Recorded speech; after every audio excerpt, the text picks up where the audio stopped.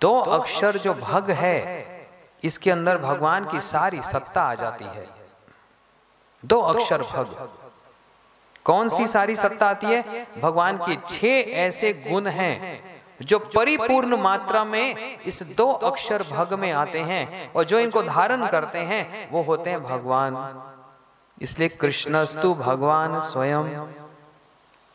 दो अक्षर भग में कौन से 6 ऐसे भगवान के गुण हैं? ऐश्वर्यस्या समग्रस्या वीरस्या यशस्या श्रिया ज्ञान वैराग्य।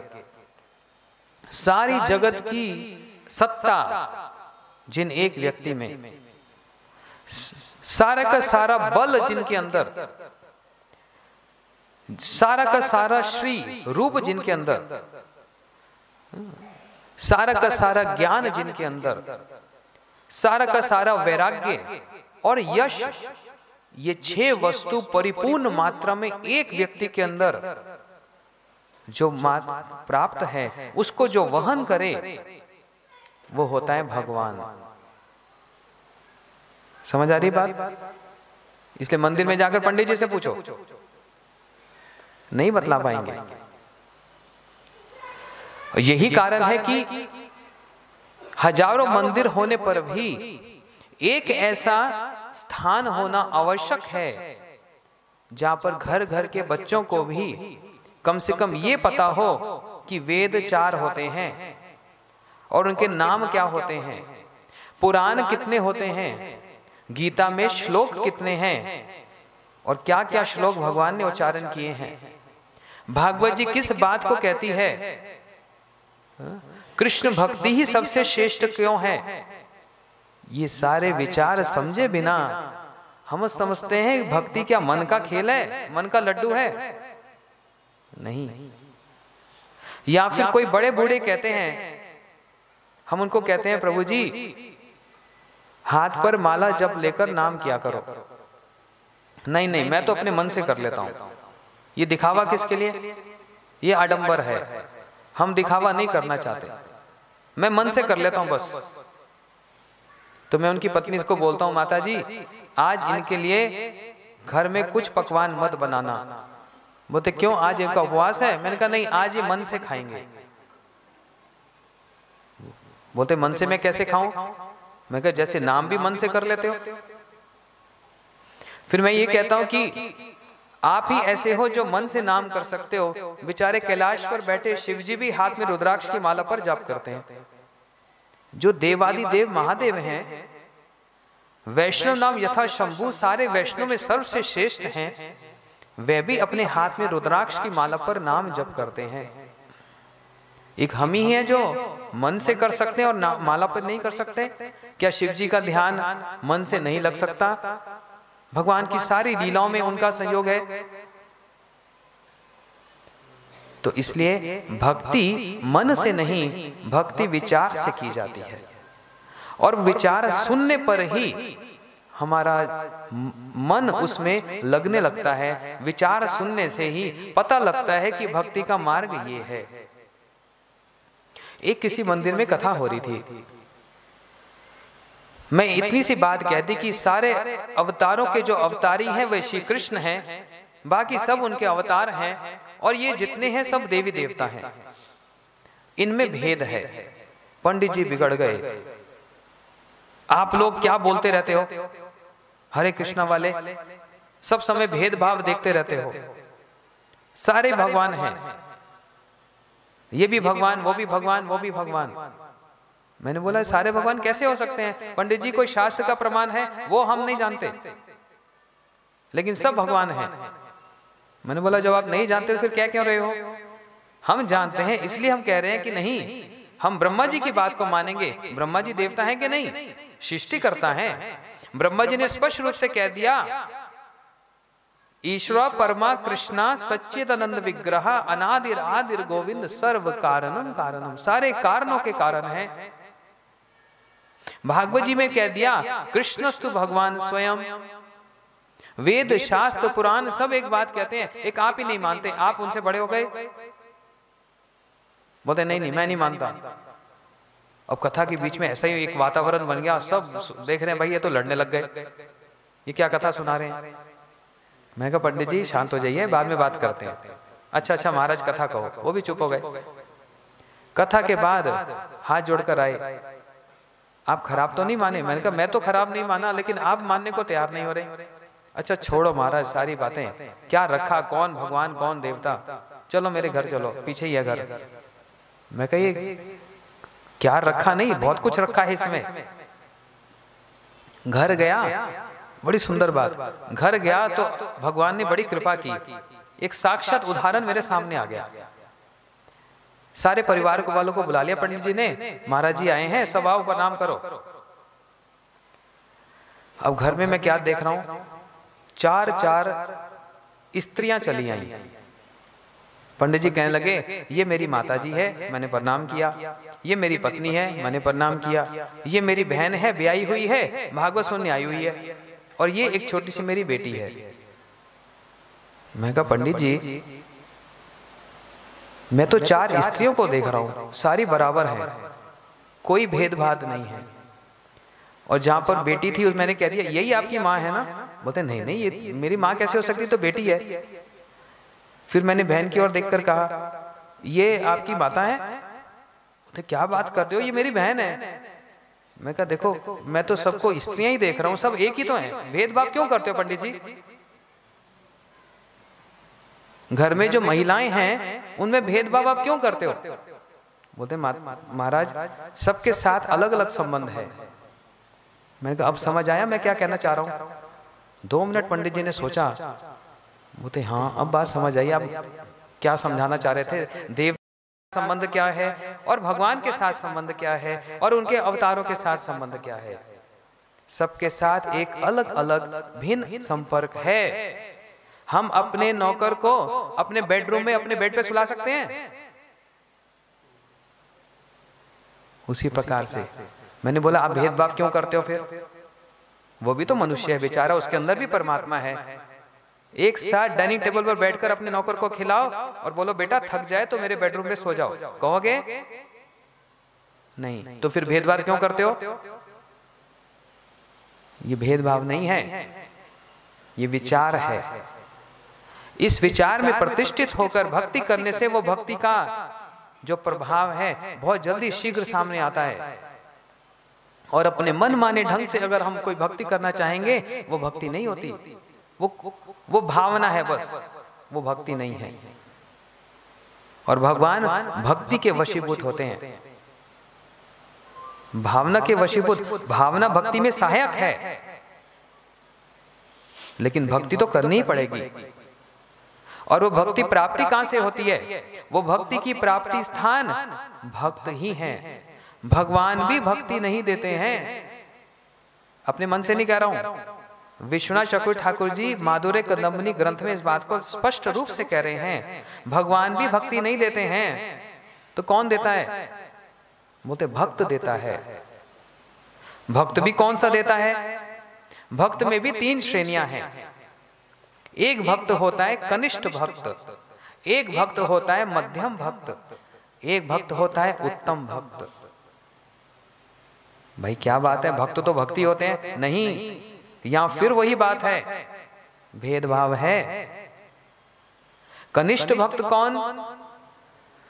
बोलते जो कभी कभी दिन में एक बार माला उठा ले, सुबह हरे कृष्णा करे, फिर कभी दोपहर में उठा ले, फिर कभी शाम को उठा ले, किया नहीं किया तो नहीं किया, कभी कभी जो भगवान का नाम करे वो है कनिष्ठ। और उसका एक लक्षण क्या है? हर भक्त का एक लक्षण होता है, वो भगवान को तो बहुत कुछ मानता है, लेकिन गुरुजनों को, भक्तों का आदर इतना नहीं करता। भगवान को तो बड़ा आदर करता है, दिन रात बिठाए रखो, घंटी हिलाता रहेगा, पूजा करता रहेगा, वो तो यही सब कुछ है, लेकिन भक्त को कुछ नहीं मानता। अर्चम एवं हरे पूजा एवं श्रद्धान्वते ना तद भक्तेषु चान्येषु साव भक्त प्राकृत सम्मता। रूप गोस्वामी जी ने बतला दिया, ये कनिष्ठ भक्त है। क्या बताया? 2 लक्षण। एक तो कभी कभी नाम करता है और भगवान को सब कुछ मानता है, भक्तों को कुछ नहीं मानता, ये कनिष्ठ है। इससे ऊपर एक भक्त, एक स्तर आता है, एक लेवल आता है, उसको बोलते हैं मध्यम भक्त। अभी इसको भूल जाओ, उससे ऊपर आ जाओ। एक तीसरा है जो सबसे ऊंचा, उसको बोलते हैं उत्तम भक्त। ये सबसे श्रेष्ठ होता है उत्तम भक्त। ये कैसा होता है? बोलते हैं जो 24 घंटा के 24 घंटा भगवान के स्मरण में ही लीन है। इनको देखने से ही अपने आप मुंह से भगवान का नाम निकल आए।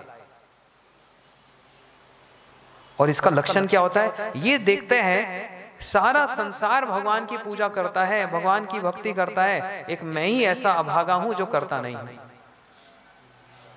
ये इसका लक्षण है। इसको ये लगता है एक पशु भी भगवान की सेवा करता है। इसको लगता है एक साधारण बाहर का एक कर्मी भी भगवान की सेवा करता है। और इसको देखते सारे संसार भगवान की सेवा करता है, एक अपने आप को देखता है मैं ही अभागा हूं, मैं सेवा नहीं करता। ये उत्तम भक्त है। लेकिन उत्तम और कनिष्ठ के बीच में एक लेवल आता है, एक मध्यम भक्त। ये क्या करता है? ये ऐसा भक्त जो 24 घंटा के 24 घंटा भगवान का नाम करता है। इसकी हर एक क्रिया भगवान को समर्पित है। इसका सोना, इसका खाना, वो सब कुछ भगवान को समर्पित है। लेकिन ये 4 संबंध बनाकर रखता है 4 अलग अलग लोगों से। फिर से दोहराता हूं, समझना बड़ी महत्वपूर्ण बात है। भक्ति भगवान नहीं देते, भक्ति भक्त ही देता है। और कौन सा भक्त देता है? 3 कैटेगरीज हैं, 3 श्रेणियां हैं। एक कनिष्ठ, कनिष्ठ का क्या बतलाया? जो कभी कभी भगवान का नाम करे। और दूसरा लक्षण क्या बताया? कल सुनो, पूछूंगा मैं सबसे, देखना सब अपने ध्यान से हृदय में बसा के ले जाओ इस बात को। कनिष्ठ का लक्षण क्या बताया? एक पहला लक्षण जो कभी कभी नाम करे। दूसरा जो भगवान को ही सब कुछ माने, भक्तों को कोई ध्यान नहीं देता। वो भक्त का आदर सम्मान, ये पूजा सेवा, ये कुछ नहीं, बस भगवान ही सब कुछ है, भगवान में पूरी निष्ठा रखता है। ये कनिष्ठ है। और सबसे ऊंचा भक्त कौन है? उत्तम, जिसको देखने मात्र से ही नाम अपने आप जीवा पर आ जाए, उसका ये लक्षण। और दूसरा लक्षण वो ये देखता है कि सारा संसार भगवान की सेवा करता है, बस मैं ही नहीं करता। अपने आप को बड़ा दीनहीन ऐसा मानता है। लेकिन इन दोनों के बीच में एक भक्त है जिसको बोलते हैं मध्यम भक्त। ये कौन? इसके 2 लक्षण हैं। एक ये 24 घंटा के 24 घंटा नाम जप करता है। और दूसरा ये 4 संबंध बना के रखता है, प्रेम, मैत्री, कृपा, अपेक्षा। प्रेम, भगवान से प्रेम रखता है, अपने गुरु भाइयों से या अपने समान जो भक्त हैं उनसे मैत्री भाव रखता है, जो उनसे नीचे हैं उन पर कृपा रखता है, और जो भगवान के विरोधी हैं, जो भगवान की शास्त्र की बात के विरोधी हैं, उनकी उपेक्षा करता है, उनको निग्लेक्ट कर देता है। ये 4 संबंध बनाकर रखता है, ये है मध्यम। समझ आ रहा है? अब भक्ति इन तीनों में से किससे मिलेगी? अब इस बात पर आ जाओ। एक कनिष्ठ के पास जाएंगे, हमको भक्ति दे दो, वो तो बेचारा खुद ही अभी स्ट्रगल कर रहा है, कभी कभी नाम करता है, वो क्या भक्ति देगा? वो दे नहीं सकता। उत्तम के पास जाएंगे, आप भक्ति दे दो, वो कहेगा आप पहले मेरे को दे दो। क्योंकि उसका लक्षण क्या है? वो सबको देखता है, सब भगवान की सेवा करते हैं, एक मैं ही अभागा हूं, मैं नहीं कर पाता हूं, लेकिन करता सबसे ऊंचा है। उसके पास जाएंगे, महाराज हे प्रभु भक्ति दे दो, वो रोकर कहेगा भाई मैं अभागा, मैं क्या भक्ति दूं, मैं तो कंगाल हूं, आप ही पहले मेरे पे कृपा करो, भक्ति दे दो। अब ये कहां से भक्ति देंगे बताओ? भक्ति कौन देता है?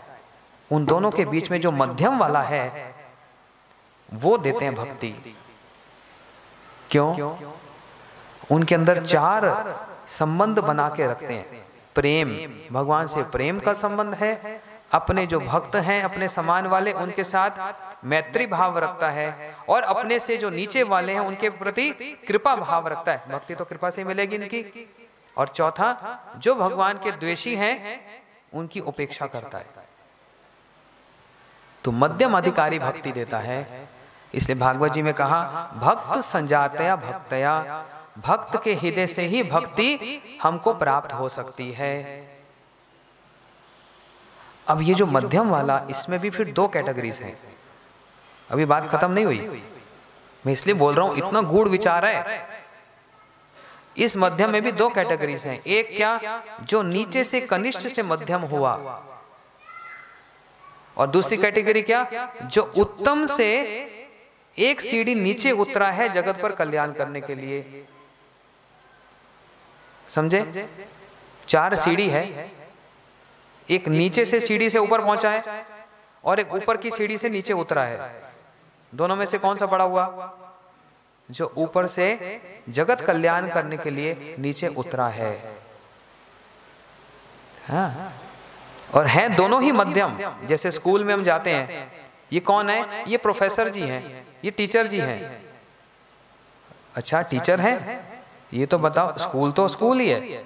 हाँ, ये दूसरी 2nd क्लास को पढ़ाते हैं, और ये कौन है? ये 12th क्लास को पढ़ाते हैं। दोनों का एक ही ज्ञान है क्या? लेकिन है दोनों टीचर ही। ऐसे ही वो मध्यम में एक जो नीचे से ऊपर चढ़ा है साधन करके, वो मध्यम है, और एक ऊपर से जगत का कल्याण करने के लिए एक स्टेप नीचे आता है, क्योंकि जब तक वो नीचे नहीं आएगा उसको संसार के प्रति कृपा का भाव आएगा ही नहीं। जब तक वो उत्तम में रहेगा, सब समय यही सोचता रहेगा, मैं अभागा हूं, भगवान ने मेरे को भक्ति नहीं दी, सारा संसार भक्ति करता है।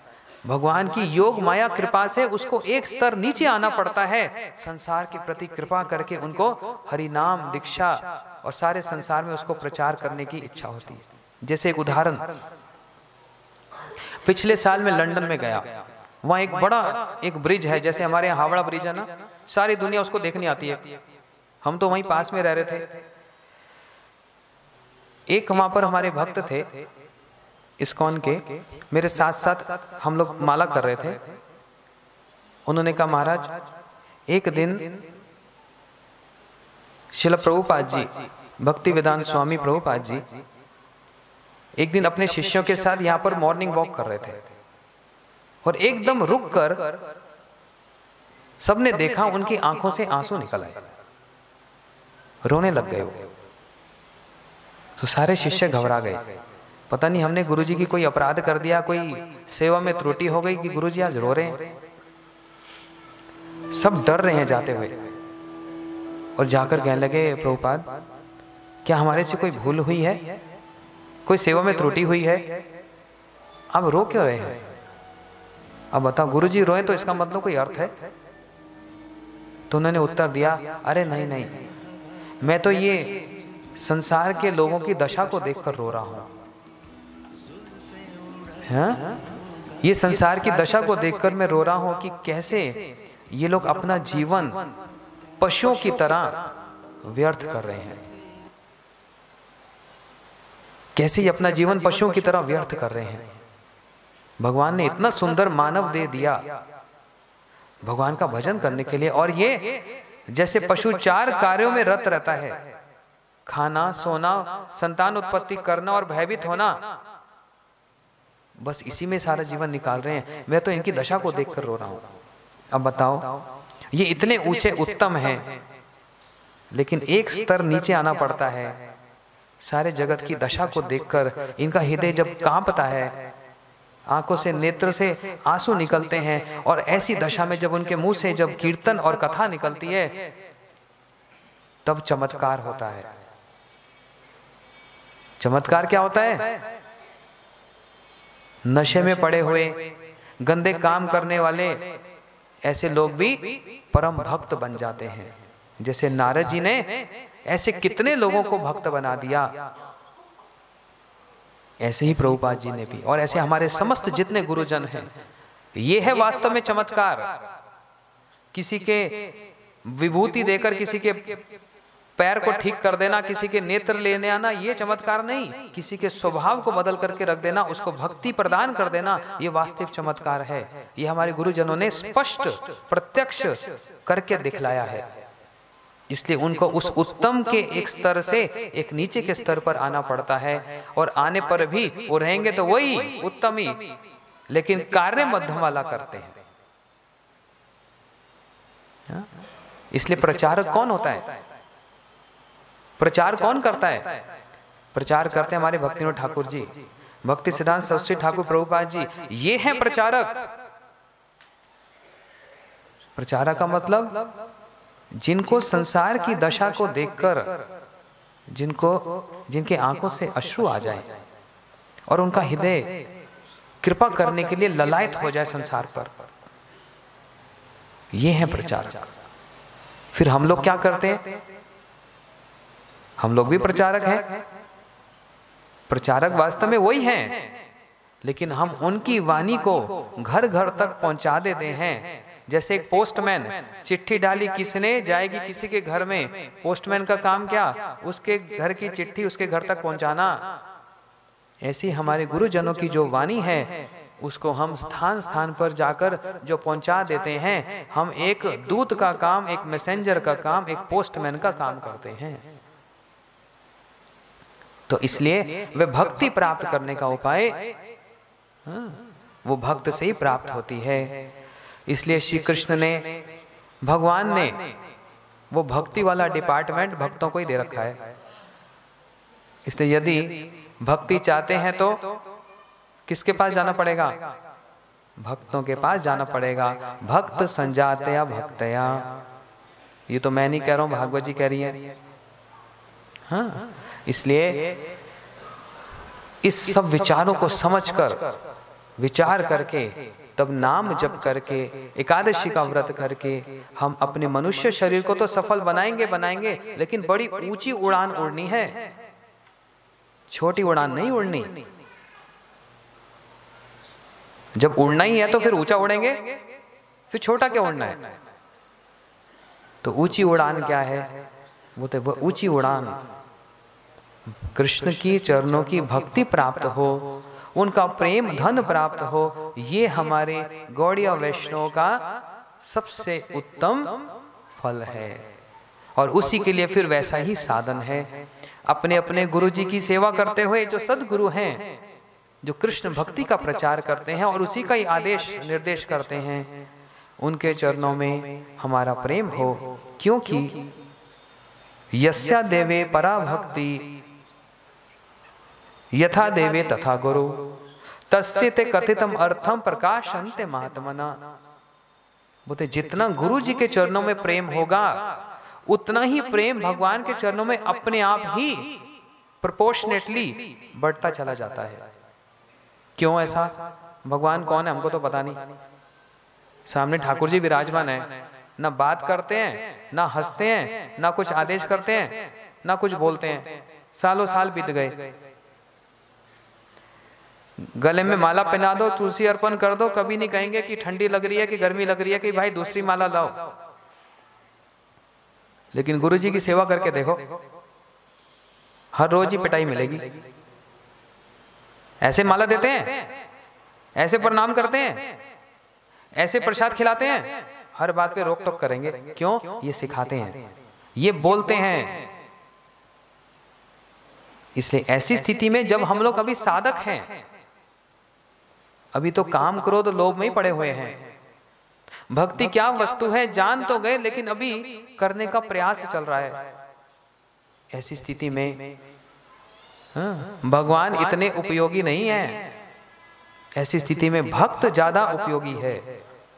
इसलिए उनके चरणों की सेवा और उनके संग से भगवान का नाम का अर्थ क्या है, उनका रूप कैसा है, उनके गुण क्या हैं, उनकी लीलाएं क्या हैं और उनका तात्पर्य क्या है और उसमें कैसे प्रवेश होगा, कैसे अधिकारी बनेंगे, ये तो भक्त ही बताएगा।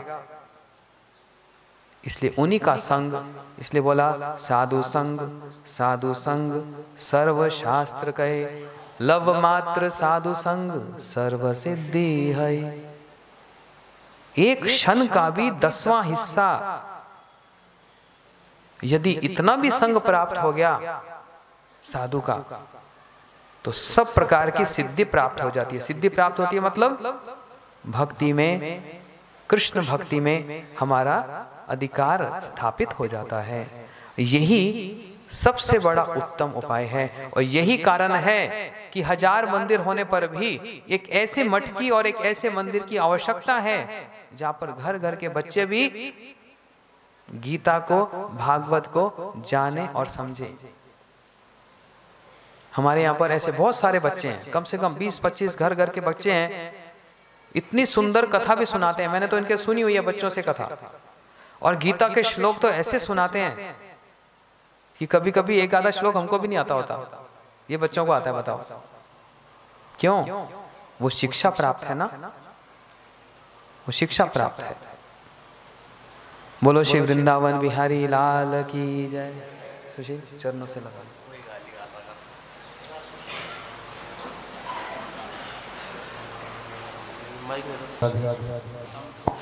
हरि बोल साउंड। बोल श्री वृंदावन बिहारी लाल की जय। जय जय श्री राधे।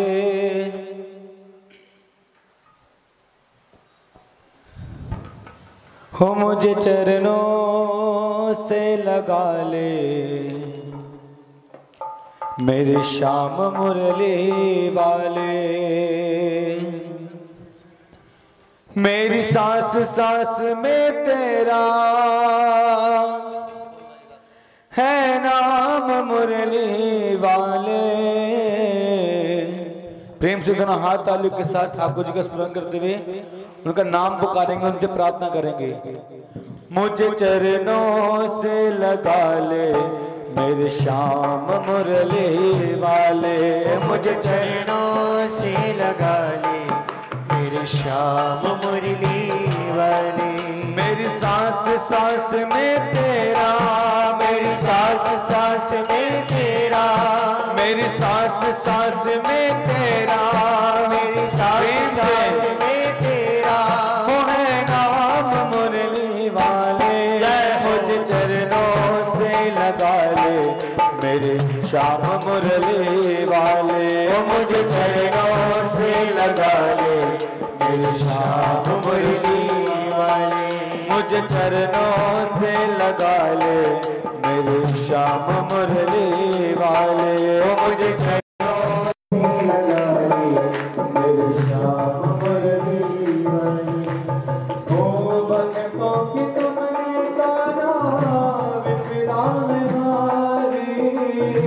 भक्तों की तुमने गाना विपदान हारी।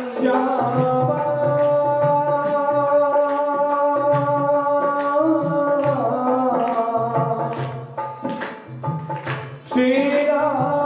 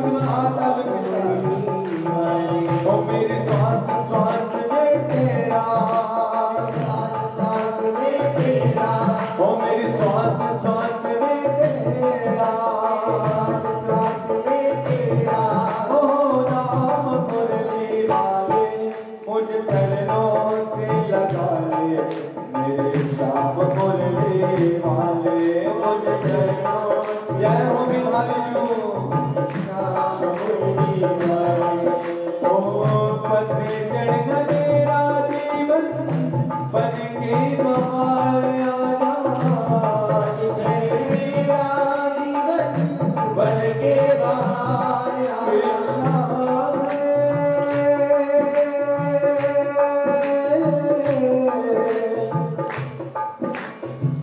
श्याम सुंदरा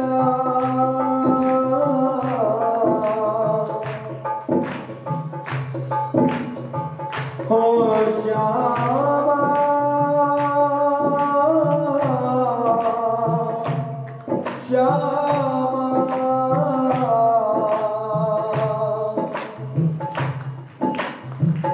पर जड़ मेरा जीवन बन के बाहर आना बन जड़ मेरा जीवन बन के बाहर आना सुन ले पुकार गाना बस एक बार आना सुन ले पुकार गाना बस एक बार आना सुन ले पुकार गाना बस एक बार हो सुन ले पुकार गाना बस एक बार आना सुन ले पुकार गाना बस एक बार हो सुन ले पुकार गाना बस एक बार आना बेचैन मन के तुम ही ओ बेचैन मन के तुम ही बेचैन मन के तुम ही ओ बेचैन मन के तुम ही हमारा मुरली वाले मुझ चरणों से लगा ले मेरे श्याम मुरली वाले मुझ चरणों से जय हो बिहारियों वेद पुकारे मुझ चरणों से लगा ले मेरे श्याम मुरली वाले मुझ चरणों से लगा ले मेरे श्याम मुरली वाले ओ मेरी सांस सांस में तेरा सांस सांस में तेरा मेरी सांस सांस में तेरा सांस सांस में तेरा ओ राम मुरली वाले मुझ चरणों से लगा ले मेरे श्याम मुरली वाले मुझ चरणों से ओ श्रीनाथ जी हरिनाथ की वाले ओ तुम हो दया के साधन जन्मों की मैं हूँ प्यासी दया के सागर जन्मों की मैं हूँ प्यासी श्यामा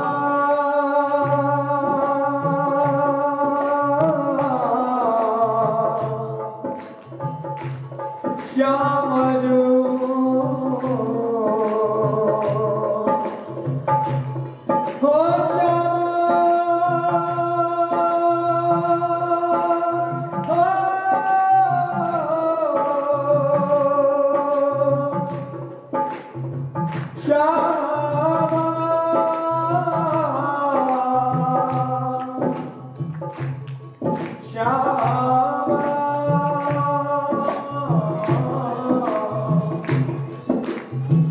तुम हो दया के सागर जन्मों की मैं हूँ प्यासी तुम हो दया के सागर जन्मों की मैं हूँ प्यासी दे दो जगह मुझे भी चरणों में बस जरा सी ले जो जगा मुझे भी चरणों में बस जरा सी दे दो जगह मुझे भी चरणों में बस जरा सी दे दो जगा मुझे भी चरणों में बस जरा सी दे दो जगह मुझे भी चरणों में बस जरा सी मुझे भी चरणों में बस सुबह तुम हो मेरी सुबह तुम हो मेरी पाना सुबह तुम हो मेरी सुबह तुम हो पीछे ओ हर शाम मुरली वाले मुझ चरणों से लगा ले मेरे श्याम मुरली वाले मुझ चरणों से लगा ले मुझ चरणों से लगा ले मेरे श्याम मुरली वाले मुझ चरणों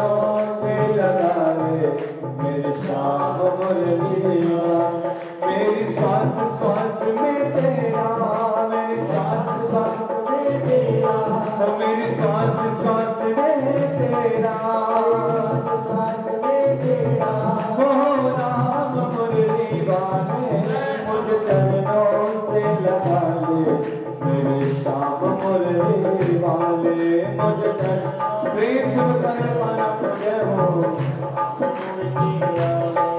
ओ राधे राधे गोविंदा गोविंद राधे राधे गोविंदा गोविंद जय गोविंद राधे गोपाल राधे गोविंद राधे गोपाल जय राधे राधे गोविंद गोविंद राधे राधे प्रेम से बोलो हाथ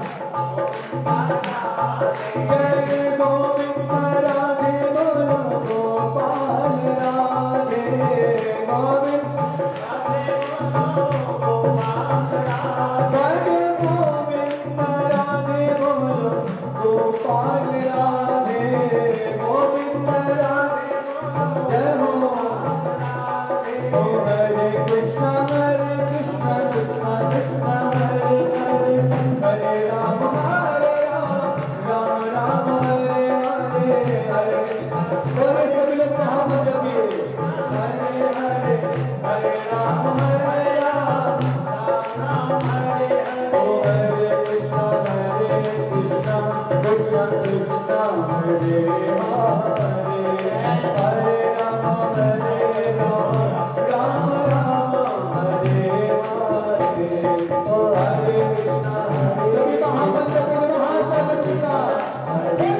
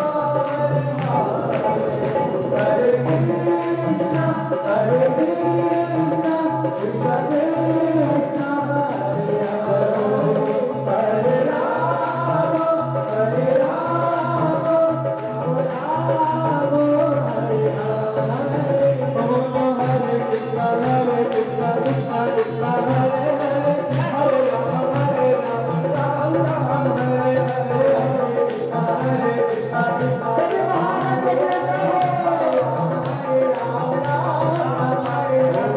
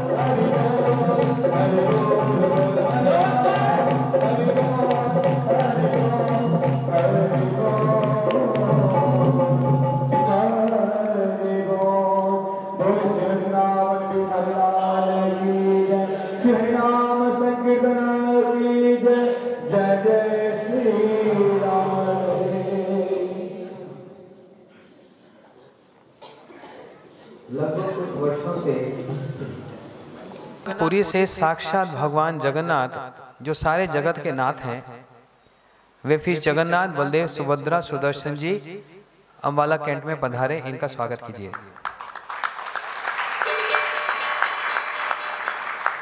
फिर हमारे शिक्षक गुरुदेव इतने श्रेष्ठ एक वैष्णव इस भूमि पर आए, जिनका नाम श्री श्रीमद् भक्ति विज्ञान शिला भारती गोस्वामी महाराज जी भी, वो इस हॉल में भी, इस स्टेज पर भी आकर पिछले 2-3 वर्षों से उन्होंने भी हमको कथा सुनाई। उनका दर्शन भी यहाँ पर बहुत सारे भक्तों को प्राप्त हुआ। भगवान भी आए, गुरुजन भी आए। तो जब भगवान और गुरुजन आते हैं तो उसका कोई प्रभाव तो पड़ता है, उसका कुछ फल तो प्राप्त होता है। एक वृक्ष का परिचय क्या है उसके फल से पता लगता है। वृक्ष में अच्छे मीठे भरे भरे आम आए तो लगता है हाँ ये वृक्ष जो है ये बड़ा इंपॉर्टेंट है, महत्वपूर्ण है, इसका मूल्य है। तो उसका जो फल है वो फल अभी आप सबके सामने प्रदर्शित होने जा रहा है। यहाँ के कुछ बच्चे हैं जो कि छोटे छोटे कक्षाओं में पढ़ते हैं और बड़े बड़े इंजीनियर भी हैं। ये सभी लोग, ये सभी बच्चे गीता को, भागवत जी को ये स्मरण करते हैं, मुखस्त करते हैं, श्लोकों को याद करते हैं और कथा बोलना भी सीख रहे हैं। ये इसका परिणाम है, ये इसका फल है। ये बच्चे देखो, ये कोई पंडित जी नहीं है सब।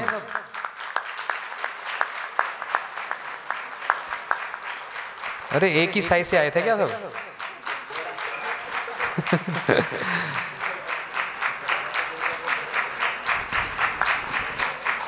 और ये कुछ बच्चियां भी हैं, सब स्कूल में, कॉलेज में पढ़ने वाले। और मैंने 2-3 वर्षों से ये बात कही है यहाँ पर कि मैं चाहता हूं अम्बाला कैंट के हर एक घर के बच्चे की यही शिक्षा हो कि अपनी सारी पढ़ाई लिखाई करते हुए भी ये लोग अध्यात्म की ओर बढ़े। ना स्वयं ये गीता भागवत जी को स्मरण करते हैं, परंतु छोटे छोटे बच्चे अपने स्कूलों में अपने मित्रों को भी, अपने फ्रेंड्स को भी भगवान की शिक्षा को कहते हैं। ये है इस फल का, इस वृक्ष का फल, इसका परिचय हम सबके सामने है। अभी ये सारे बच्चे हमको जो इन्होंने याद किया, ये इनकी प्रैक्टिस है। आप सब लोग इनको आशीर्वाद देना, आप सब बड़े हैं। हाँ, आप सब इनको आशीर्वाद दीजिए। ये इसी प्रकार से अपनी संसारिक जो विद्या उसको भी अर्जन करते हुए जो आध्यात्मिक जो शिक्षा है, जो गीता भागवत जो हमारी संस्कृति है, उसको भी ये लोग भली भांति ये अध्ययन करते हुए आगे बढ़े। आप सब आशीर्वाद रूप में इन बच्चों का उत्साह बढ़ाने के लिए एक बार इनका स्वागत कीजिए।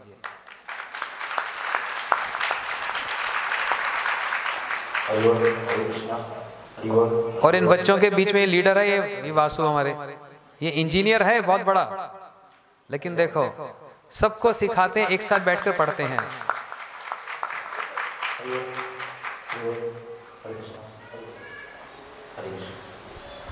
वंदे श्री गुरु श्रीयुता पदकमलम श्री गुरु वैष्णवांश्च श्री रूपं साग्रजातं सहगण रघुनाथान्वितं तं सजीवं साद्वैतं सावधूतं परिजनसहितं कृष्ण चैतन्य देवं श्री राधा कृष्ण पादां सहगण ललिता श्री विशाखान्वितांश्च ओम ज्ञानतिमिरान्धस्य ज्ञानाञ्जनशलाकया चक्षुरुन्मिलितं येन तस्मै श्री गुरुवे नमः। गुरुवे गौरचन्द्राय राधिकाय तदालये कृष्णाय कृष्णभक्ताय तद्भक्ताय नमो नमः। नमो विष्णुपादाय राधिकाय प्रियात्मने श्री श्रीमद्भक्तिवेदान्तनारायण गोस्वामीति नामिने। नमो विष्णुपादाय कृष्णप्रेष्ठाय भूतले श्रीमते भक्तिवेदान्त स्वामिनिति नामिने। वाञ्छाकल्पतरुभ्यश्च कृपा सिन्धुभ्यश्च पतितानां पावनेभ्यो वैष्णवेभ्यो नमो नमः। संकर्षणकारं दोषाय गर्भोदोषाय चक्रोपीशाय शेषस्यांस्कदा स नित्यानन्दकार्यं शरणं ममास्तु। नमो देववदन्याय कृष्ण प्रेम प्रदायते कृष्णाय कृष्ण चैतन्य नामने गौरविषे नमः। हे कृष्ण करुणा सिंधु दीनबंधु जगत्पते गोपेश गोपिका कांत राधाकांत नमोस्तुते। तप्त कांचन गौरांगी राधे वृंदावनेश्वरी वृषभानुसुते देवी परमामि हरि प्रिये। वृंदाय तुलसी देव्याय प्रियाय केशवस्य च कृष्ण भक्ति प्रदे देवी सत्यव्रते नमो नमः। श्री कृष्ण चैतन्य प्रभु नित्यानंद श्री अद्वैत गदाधर शिवासादि गौर भक्तवृंद। हरे कृष्णा कृष्ण कृष्ण हरे हरे हरे राम राम राम हरे हरे। धृतराष्ट्रवाद धर्म क्षेत्रे कुरुक्षेत्रे संवेदायुयुत्सव मामकाः पाण्डवाश्चैव किम् अकुर्वत् सञ्जय। पाञ्जन्यं ऋषिकेशो देवदत्तं धनञ्जय पौण्ड्रं दद्मो महाशङ्खं भीमकर्मावृकोदरे क्लेम्यमासं गम्य पार्थ न एतत्त्वयि उपपद्यते। शूद्रं हृदय दौर्बल्यं त्यक्त्वा उत्तिष्ठ परं तप कार्पण्यदोषो स्वभाव पचामि त्वां ध्रुवसमूढचेता।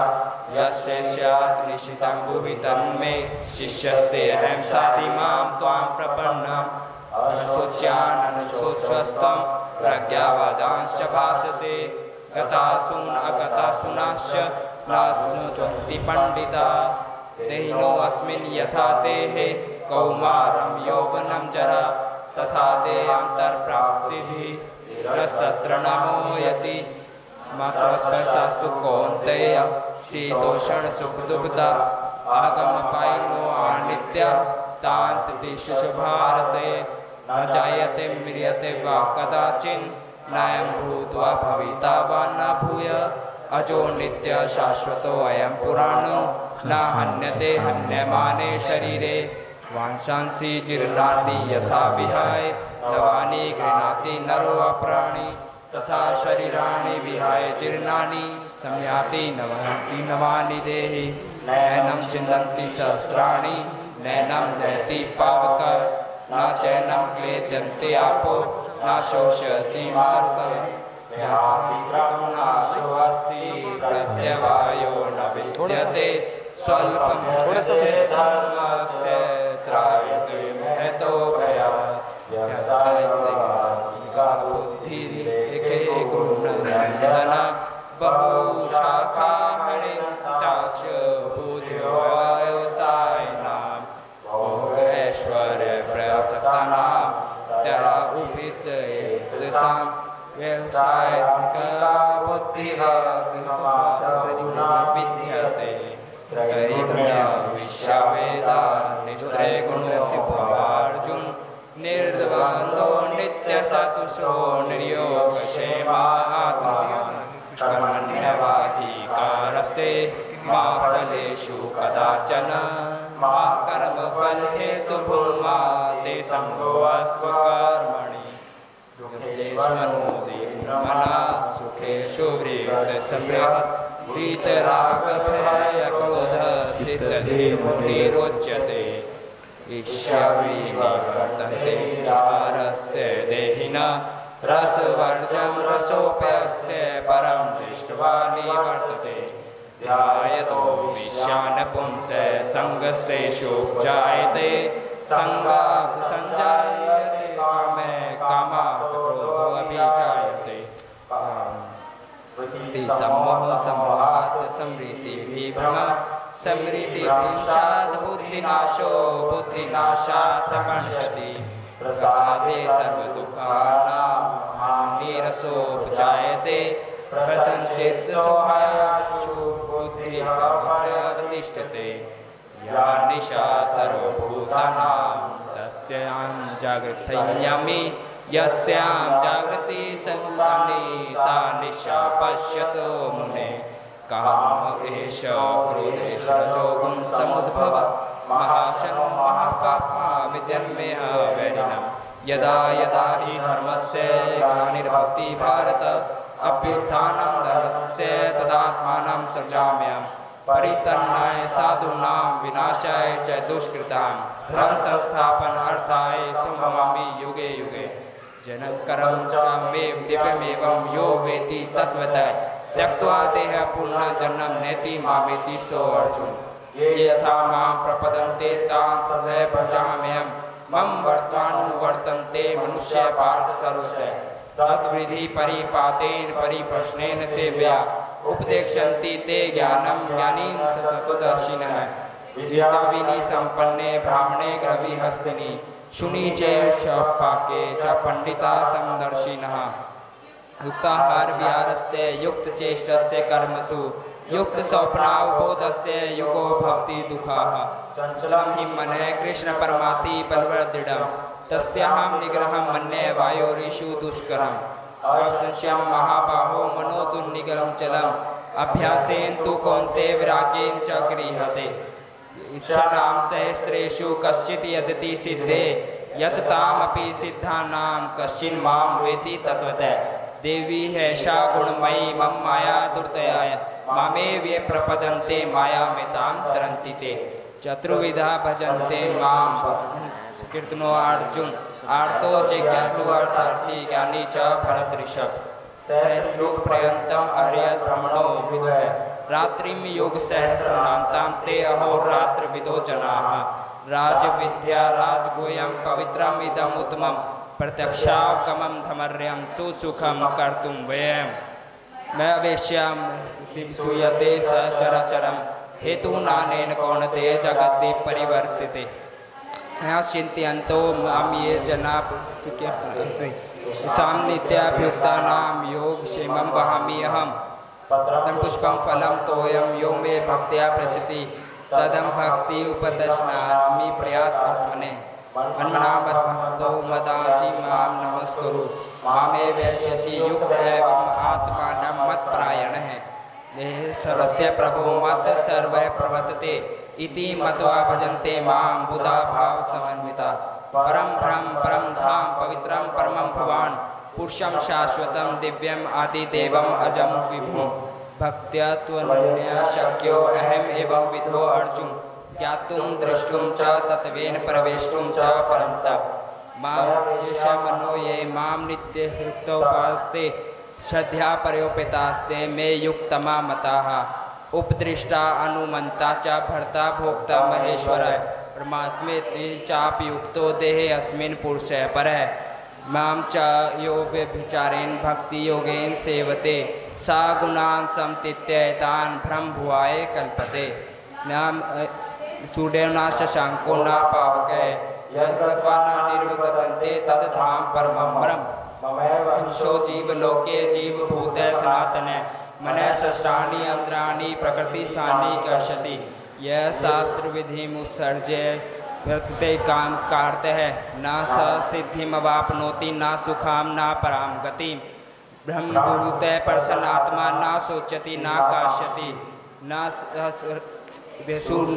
मद्भक्ति लभते पराम मन्मना भक्तो मदाजी मां नमस्कुरु मामे वैश्यसि युक्त एवं प्रति जाने प्रयोसि में सर्वधर्मान् परित्यज्य मामेकं शरणं व्रज अहं त्वां सर्वपापेभ्यो मोक्षयिष्यामि मा शुच्य यत्र योगेश्वर कृष्णो तत्र पार्थो धनुर्धरः तत्र श्रीवीर्यो भूति दुर्वाणेति मति मम हरे कृष्णा कृष्णा कृष्णा हरे हरे हरे राम राम राम हरे हरे।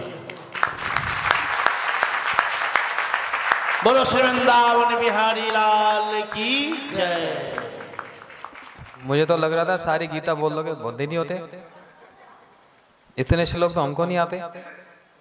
देखो ये है इस वृक्ष का फल का परिचय। यही शिक्षा घर घर में हर बच्चे को प्राप्त हो, यही कारण है और कोई कारण नहीं। कि जो मंदिर का मठ का निर्माण जो ये हमारे हरिदेव प्रभु रोज यहाँ पर अनाउंस करते हैं कि मठ बनने जा रहा है, मठ बनने जा रहा है, किस लिए?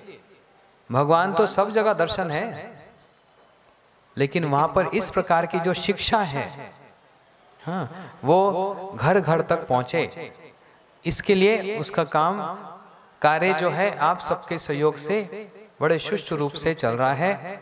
और जगन्नाथ जी की इच्छा हो तो शीघ्र ही वो कार्य पूरा होगा और ऐसे ही घर घर में सब बच्चे अध्यात्म शिक्षा को प्राप्त करेंगे। आप सभी इन बच्चों को आशीर्वाद दीजिए। जाओ जाओ, बैठ जाओ। बोलो श्रीमद् भागवत महापुराण की। आइए आज हम अपने जो मुख्य प्रसंग पर आए। सर्व अवतारी श्री कृष्ण का जन्म, बोलते राम जी का जन्म बड़े साधारण रूप में हुआ, लेकिन श्री कृष्ण जैसे लीला पुरुषोत्तम है, इनका जन्म लेने का ढंग भी बड़ा विचित्र है। इनके जन्म का एक रहस्य है जो कुछ ही लोग जानते हैं। जो टीवी सीरियल में और पुरानी जो फिल्में आ रही हैं, एक ही बात दिखलाते आ रहे हैं और सबके दिमाग में वही बैठ गया है। क्या? कन्हैया किसको गएगा तू मैया, एक ने तेरे को जन्म दिया है और एक ने तेरे को, है ना ऐसा कोई, वही सबके दिमाग में। लेकिन ये भागवत जी का विचार नहीं है, ये टीवी बनाने वालों का विचार है। ये हमारे गुरुजनों का, ये ब्रज का, ये ब्रजवासियों का, ये गोकुल का ये विचार नहीं है। कृष्ण जन्म का एक बहुत गहरा, एक गहन रहस्य है। ध्यान से कुछ मिनटों के लिए आप इसको श्रवण कीजिए। एक बहुत बड़े राजा हुए जिनका नाम हुआ देवमीड़।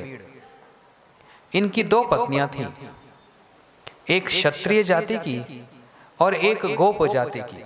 गोप जाति समझते हैं, जो गाय इत्यादि को, जो उनका धन है उसी को जो लोग देख रेख करते हैं। एक क्षत्रिय जाति की और एक गोप जाति की। राजा और क्षत्रिय जाति की जो पत्नी, इनसे पुत्र प्राप्त हुए जिनका नाम हुआ शूरसेन महाराज। और दूसरी ओर राजा से और जो गोप जाति पत्नी थी, उनसे जो पुत्र प्राप्त हुए उनका नाम हुआ प्रजन्य महाराज। इन्हीं शूरसेन जी के यहाँ पर आगे वसुदेव जी का जन्म हुआ और उधर प्रजन्य जी के यहाँ पर 5 पुत्र का जन्म हुआ। 5 पुत्र प्रजन्य बाबा ने वहां पर प्रदान किए, जिनका नाम हुआ अभिनंद, उपनंद, नंद, सुनंद और नंदन। ये 5 पुत्र हुए और इनमें जो मंझले, वही सबसे श्रेष्ठ जिनका नाम नंद बाबा हुआ, श्री नंद महाराज हुआ।